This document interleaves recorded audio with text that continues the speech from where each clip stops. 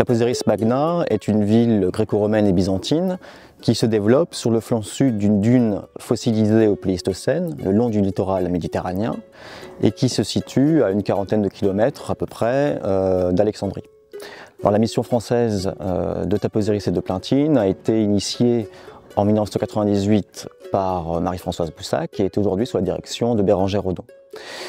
Ces travaux sont soutenus par le ministère de l'Europe et des Affaires étrangères, par l'Institut français d'archéologie orientale, sous l'autorité du ministère du Tourisme et des Antiquités égyptiens.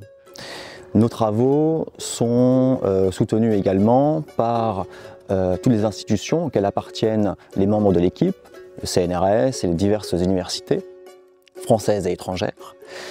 Et également, nous avons le soutien précieux de plusieurs fondations privées, telles que la fondation Shelby White et Léon Lévy, la fondation Honor Frost pour nos travaux actuels sur le port, ainsi que la fondation Max van Berchem pour notre projet actuel sur la ville de transition byzantino-islamique.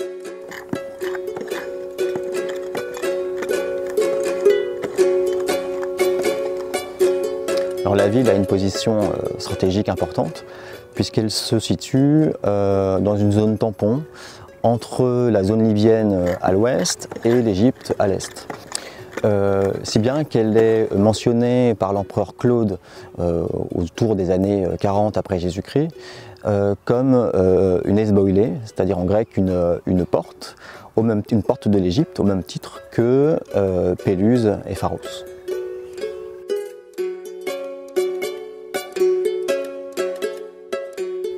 L'histoire de Taposiris commence vers la fin du IIIe siècle avant notre ère, durant l'époque ptolémaïque, avec la construction du temple d'Osiris au sommet de cette dune fossilisée, dans le cadre d'une prise en main du territoire par le pouvoir, puisqu'on constate la construction de plusieurs autres temples à Plintine, à 2 km à l'ouest de Taposiris, ou encore à Comaïg. D'ailleurs, la vie de Taposiris et son évolution tout au long de son existence sera étroitement liée au développement successif du territoire de la Maréotide. Alors, à l'époque ptolémaïque, la ville à proprement parler n'existe pas encore.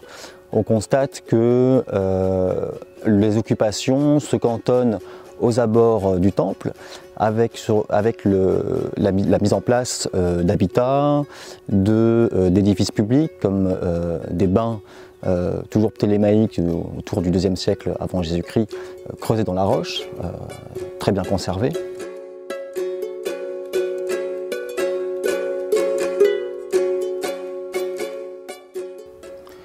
Il faut attendre l'époque romaine, le IIe siècle après notre ère, pour que la ville connaisse son extension maximale, autour d'une trentaine d'hectares, sans doute à la faveur d'une volonté d'optimiser et de contrôler la circulation des biens produits dans la région.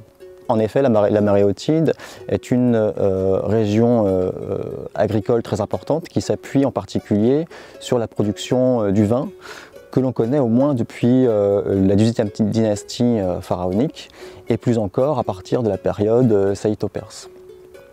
Alors on sait que au IIe siècle, de nombreux ateliers d'amphores sont installés sur la frange sud d'un canal qui perfore la partie basse de la ville d'est en ouest et qui participe à un vaste système portuaire régional et qui fait de Taposiris Magna un point de transbordement majeur pour la circulation des biens et des hommes.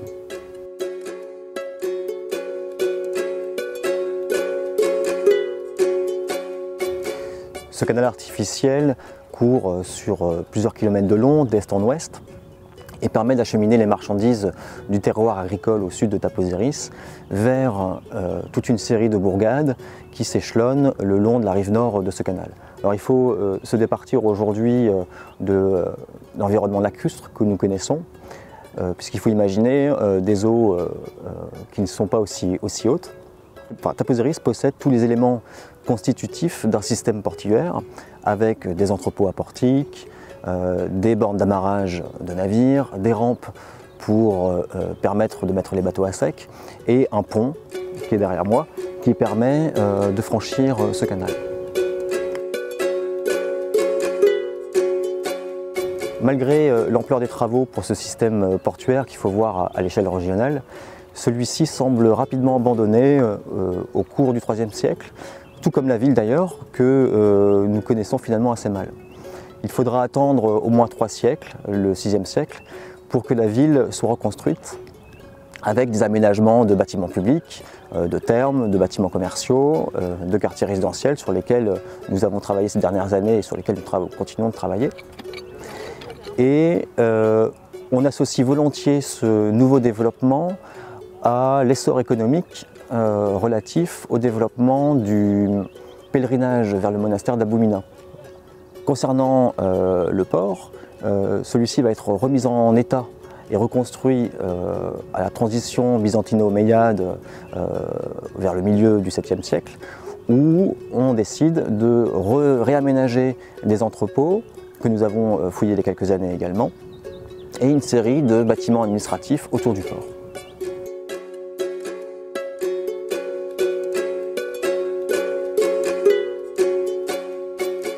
À ce titre, nous continuons toujours nos explorations dans le système portuaire, cette fois-ci spécialisé sur la période byzantino-islamique, et dans la ville.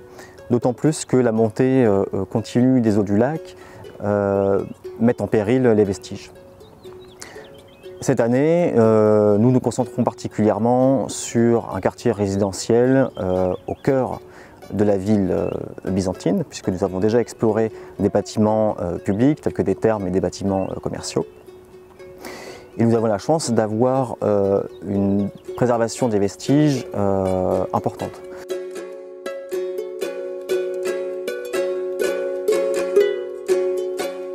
Le secteur sur lequel nous travaillons actuellement correspond vraisemblablement à un quartier résidentiel des 6e, 7e siècles, équipé d'édifices domestiques et de bâtiments monumentaux qu'il nous reste encore à déterminer. L'objectif étant de mieux appréhender le réseau urbain de la ville pour cette période clé en Égypte, entre la fin de l'Antiquité et le début du Moyen Âge.